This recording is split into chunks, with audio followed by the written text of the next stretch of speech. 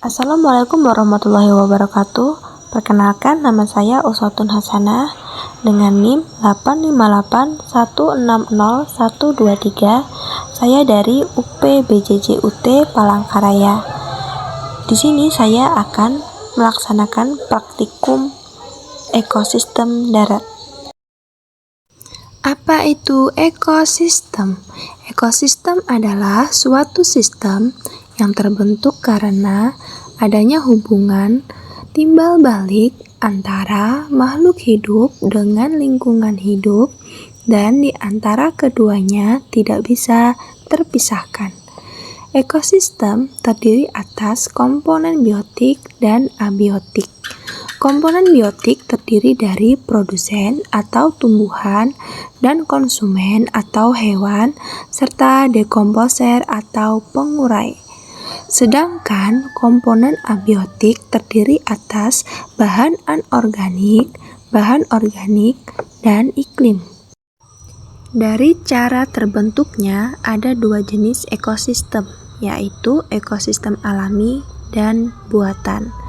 Ekosistem alami merupakan ekosistem yang sudah terbentuk dari proses secara alami, sedangkan ekosistem buatan merupakan ekosistem yang sengaja dibuat oleh manusia dengan tujuan untuk menjaga keseimbangan hidupnya di dalamnya. Contoh ekosistem alami adalah hutan, padang rumput, gurun, gunung. Sedangkan contoh ekosistem buatan adalah sawah, taman, dan kebun. Kali ini kita akan melakukan praktikum tentang ekosistem darat alami dan buatan. Adapun alat dan bahan yang perlu kita siapkan adalah lembar pengamatan, alat tulis, aplikasi barometer, lingkungan sekitar. Yang pertama, kita akan menuju ekosistem darat alami, yaitu hutan. Komponen abiotik beserta kondisi yang ada di hutan antara lain, kondisi cahayanya cukup, suhunya mencapai 32 derajat Celcius, jenis tanahnya gambut dan subur, anginnya semilir, serta keadaan air yang cukup. Kemudian kita akan mengamati komponen biotik lainnya yang terdiri dari tanaman dan hewan. Yang pertama ada pohon jati, yang kedua ada pohon karamunting, yang ketiga ada rumput. Ketiga tanaman tersebut saling berinteraksi dengan komponen abiotik di lingkungannya, di mana tanaman membutuhkan cahaya matahari, air, dan juga tanah untuk membantu proses pertumbuhan dan perkembangan. Selain itu, dalam beberapa tanaman juga membutuhkan hewan untuk membantu proses penyerbukan. Selanjutnya, kita akan mengamati beberapa hewan. Yang pertama ada semut dan wereng pohon. Yang kedua ada capung. Yang ketiga ada burung. Dan yang keempat ada semut PKI. Hewan-hewan tersebut juga berinteraksi dengan komponen biotik dan abiotik di lingkungannya. Mereka membutuhkan air, oksigen, dan makanan untuk terus bertahan hidup dan berkembang biak. Dalam hal ini, tumbuhan sebagai produsen dan hewan sebagai konsumen. Selain itu, terdapat juga dekomposer atau pengurai. Mereka adalah makhluk hidup atau organisme yang memperoleh energi dengan cara menguraikan sisa-sisa makhluk hidup lain yang sudah mati.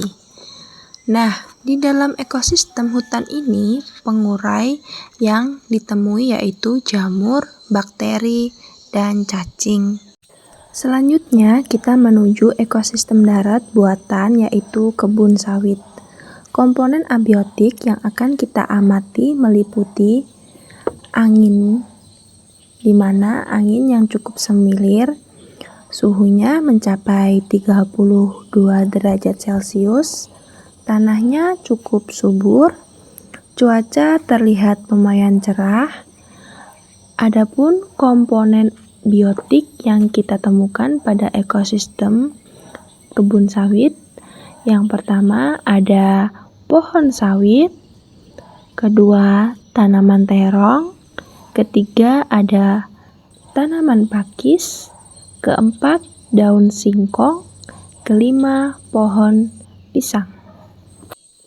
Semua tanaman tersebut saling berinteraksi dengan komponen abiotik, di mana mereka membutuhkan cahaya matahari, air, dan tanah untuk membantu proses pertumbuhan dan perkembangan. Selain tumbuhan, komponen biotik lainnya adalah jenis-jenis hewan. Yang pertama ada kumbang kutu, kedua ada belalang, ketiga ada kupu-kupu. Hewan-hewan tersebut juga saling berinteraksi dengan komponen biotik dan abiotik lainnya. Mereka membutuhkan air, oksigen, dan makanan untuk terus bertahan hidup. Adapun dekomposer atau pengurai yang ditemui pada ekosistem kebun sawit adalah jamur dan cacing. Berikut adalah tabel hasil pengamatan komponen abiotik dan biotik ekosistem darat alami dan buatan.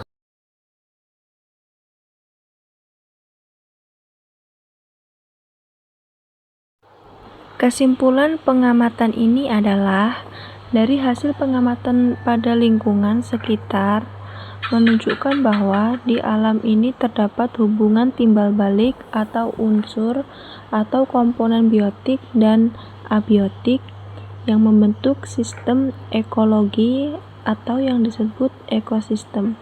Interaksi tersebut mendukung keseimbangan alam yang menguntungkan bagi makhluk hidup termasuk manusia.